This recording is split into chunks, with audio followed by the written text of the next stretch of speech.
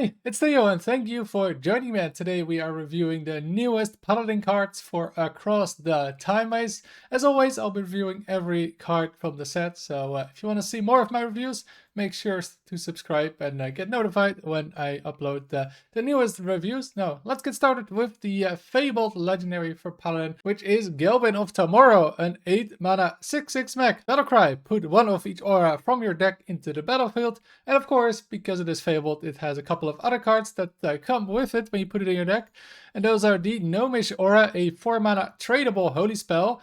At the end of your turn, restore 4 health to all your characters, lasts 3 turns. And the other one is Mechatork's Aura, a 5 mana tradable holy spell. At the end of your turn, give a random friendly minion +4/+4 and Divine Shield, lasts 3 turns. So obviously, yeah, you want to trade these cards into your deck and then play Gelbin and get both of them. And potentially some other auras, we'll get to one later. However, yeah, you do want to trade these auras because I don't think the auras are too amazing. Like, yeah, restoring a 12 health overall with the Gnomish Aura over 3 turns, and then maybe healing your minions, although I don't think it's usually going to happen healing your minions, because the opponent will probably try to kill your minions or just not bother damaging it at all. And yeah, the Mechatork's Aura, it's okay, right? But yeah, getting buffs at the end of your turn just gives your opponent time to respond to it. You don't get to immediately push damage.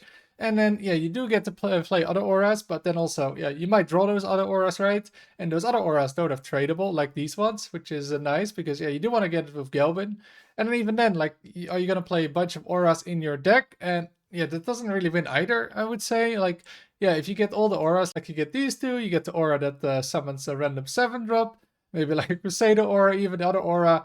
Yeah, if you get all of them combined with Gelbin, it can be nice, but then if you draw them separately, you're not gonna be happy. That's, I think, the main issue with Gelbin, is that, well, the effect is good, even on turn 8, it's kind of late, but yeah, getting 3 turns of like a nice board with all these auras. The real issue is just that you have to play those auras, and I just don't think you want to be doing that. The auras just don't have that much synergy with each other, and yeah, the auras are more to like support an archetype than that the auras really win by themselves. So yeah, I feel like it's hard to see really an aura deck work that well. So I'll be giving Gelbin 2 stars. I just don't think, yeah, those auras just go too well together that you want to build your whole deck around it. And then the new aura we're getting with this expansion is Chronological Aura, a 5 mana holy spell. At the end of your turn, summon a 3/5 dragon with taunt, lasts 3 turns.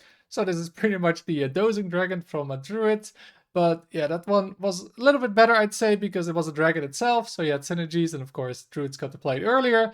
And even then, that card didn't see a whole lot of play. And I don't think it's going to be very different for this card. Like, it's very slow, right? Just getting like 3 Senjins, basically, over 3 turns. Just too slow nowadays, and it just doesn't have enough impact. And while, yeah, you can summon it with that Gelbin, and then turn 8 getting a couple of 3/5s, it's not really winning, but I'll still give it 2 stars. It still might see a little bit of play, because there's a holy spell, an aura, and yeah, the 3/5s are, I guess, okay. And maybe it might be playable with that Gelbin card. Now, the one card that might make this aura stuff work is the Manifested Timeways, a 4 mana 3/3 elemental. Battlecry, if you control an aura, deal 3 damage to all enemies. Now, we've seen similar cards to this before, like a Prison Breaker, which had to get nerfed because it was too powerful, although I guess that was neutral and it was kind of easier to make it work. And yeah, this one just looks really strong, right? 3 damage AoE to all enemies, and you get a minion with it. It's just a really strong effect and a really strong card. Just, yeah, it has to be in an aura deck, and I think that is kind of the main issue with this card. But still, the effect is so powerful, I think I'll have to give it 4 stars. It's just that good, and if anything is going to make the auras work, it's this card. Then we're getting to a location, and a new sort of location, although I guess you could say a Mirror Seal was kind of a little bit like this, but it's locations that upgrade with each use. So here we have the past Gnomragon location, which is a 2 mana 3 durability location. Give a minion +2/+1, but after you use it, yeah, you advance to the present, and then the location buffs a minion by +2/+1 again, but also gives Death Rattle, deal 2 damage to the enemy hero, and then you advance to the future, and then again give a minion +2/+1, and you get the Divine Shield on top of that Death Rattle. So yeah, each location is just a little bit better, and it's pretty cool to have this kind of evolving location, especially because usually, right, the locations, the first charge is like the best because you get to use it immediately, and often like the third you don't get to use it, or there's less impact. But here it's kind of like the opposite, where yeah, the first one is the weakest one, and this card just seems like a solid location, right? You get a nice buff for 2 mana, a bit like Hand of a Doll buff, without the draw, and you can set this up in advance. Though, yeah, I'm not really sure what deck this goes into in Paladin right now, because I feel like the decks that are getting played right now for Paladin kind of just don't want this, right? Aggro Paladin, Drunk Paladin, Imbue Paladin, Murloc Paladin, all of them don't really want this card. But I think it's a solid card. It might see some play in the future if there's decks that actually want this kind of card. So we're giving this card 3 stars. And then we have a new mech for Paladin, which is the Heartlight Protector, a 2 mana 2/1 with Divine Shield, Battlecry, restore 3 health to your hero and give them Divine Shield. So for a 2-drop, this does a lot of things, right? First of all, it's kind of annoying to deal with the Divine Shield. It gives your hero health, and then also, yeah, you get the Divine Shield on top of it. But just like the previous card, I'm kind of wondering what this goes into again, because none of the archetypes I mentioned, right, just want to really play this. Like, it does a lot of things, but yeah, what archetype wants to restore health? It's like a slower archetype, right? More like a control style, but yeah, Paladin doesn't have that. And then Divine Shield, yeah, you can buff, but there's just better cards to buff right now, I think. So I feel like the card kind of conflicts with itself with this, yeah, the Divine Shield and a mech, right, which is nice, but then, yeah, the restore health and Divine Shield doesn't do much for the decks you kind of want to play these cards in. Like giving your hero Divine Shield, we've seen this like once before, I think. And yeah, it can be pretty annoying to deal with for some decks, right, if you don't have like a ping, and pinging might cost 2 mana, so that can be pretty annoying. But being annoying doesn't really win games, so I just don't really see where this goes to, although it looks like kind of a 2-drop that does a lot, so I'll be giving this card 2 stars. And then we have the second legendary for Paladin, which is the Fins Beyond Time. A 2 mana 2/3 Murloc. Battlecry. Replace your hand with your starting hand. Swap back in the end of your turn. So yeah, get your starting hand back, so that's potentially 3 or 4 cards. So that is a lot of value for a 2-drop, but yeah, of course, you can't really play it in slower decks, I would think, because unless you have like Ceaseless in your opener, you're probably going to have some expensive cards that just, yeah, you can't really play with this one, and you're just going to be holding this one for too long, or yeah, you get situational cards that you never want in a matchup with this, right? So I feel like this card is mostly going to be played in a deck that has a lot of cheap cards, so like an aggro Paladin, or well, even a Murloc Paladin, right? Because it is a Murloc, so can work with that and just get a lot of cheap stuff, right? Just refill the board as an aggro deck with a low curve. So like you can play as like turn 5, turn 6, and then have like 2-3 playable cards immediately with it. I think that's the main way this will see play.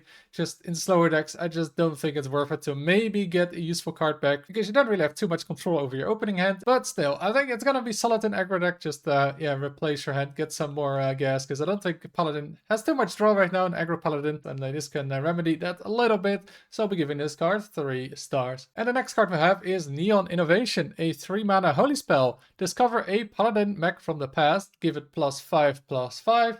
So for 3 mana you get to discover an old mech, and I looked at the mechs and they're actually not that bad.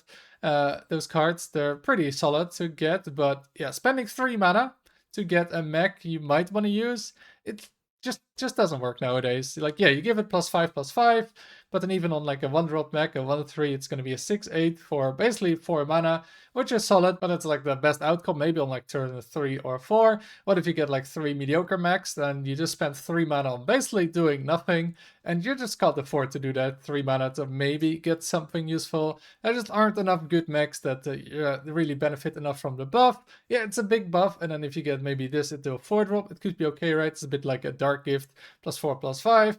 But yeah, you're still getting old Paladin cards, and generally old cards are worse. And having a card that is spent 3 mana and maybe get a good card, yeah, that just doesn't cut it nowadays. So I'll be giving this 1 star. And the next spell we have is Mend the Timeline, a 3 mana holy spell. Rewind, get 2 random holy spells. Restore health to your hero equal to their cost.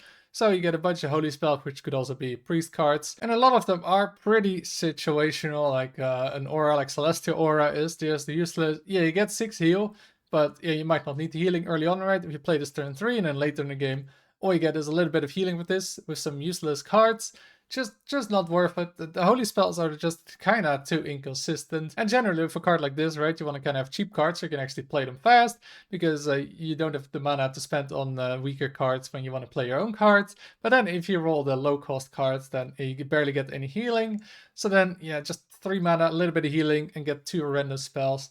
Just not worth putting in your deck, I'd say. And I'll be giving this card 1 star. And the following card we have is Tank Engineer, a 4 mana 2/1 mech. with Divine Shield, and Death Rattle summon a 7/7 tank with Divine Shield. So I assume it's going to be this Force Tank Max from back in the day from GVG. Yeah, that is quite a while ago, 11 years ago that expansion came out. Yes, Hearthstone has been that old. And yeah, this card, I mean, just looks very slow, right? For 4 mana, you get a 2/1.